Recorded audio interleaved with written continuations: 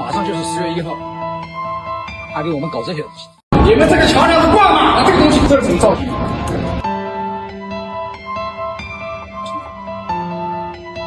这是他们的宣传手册，马上就是10月1号，还给我们搞这些东西。大家看到了啊，南京那个小青年以爱国的名义指控商家贴太阳旗，吓住了前来调解的警察。还有他搞的所谓战马行动，四处滋事，并收获大量点赞。中国人根本不要去国外旅游了，年轻人更不要去西方留学了。还有以后好莱坞电影我们还能看吗？朋友们啊，类似那个小青年的各种极端行为不断冒头，如果任其发展，他们最终将把这些根本的问号触到我们大众的面前，逼我们自负手脚，坚决拒绝打着道义旗号的各种极端主义。我们的社会啊，绝不能被他们搞得紧张兮兮，处处陷阱。反转了啊，反转了。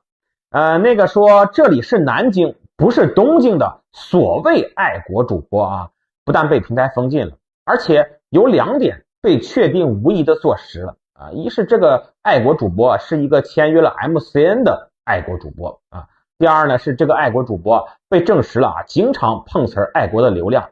不但爱断章取义啊，而且爱移花接木，明明不是日本的文化元素啊，愣是给人家安上了军国主义招魂的帽子啊，真的是把爱国啊变成了一门生意经。中国人不反对爱国，更不反对互联网上的爱国主播，只是中国人啊不能把爱国当儿戏啊，更不能被所谓的爱国所愚弄。真正的爱国不是嘴上说的啊，更不是打打嘴炮就能实现的。我们为什么说空谈误国，实干兴邦？其实这道理啊就在其中。我认为啊，我们现在的互联网不但要打击所谓的冒牌爱国主播，更要防止爱国主义向民粹主义发展和进化。要知道啊，爱国主义的行为方式都是理性的啊，它不但能激发出全民族的精神意志，还能给我们前进的力量。而民粹主义的行为方式往往啊都是非理性的，容易被煽动的啊，它对于现实中的矛盾和问题啊，总是一味的反对批判，而提不出什么解决问题的建设性方案。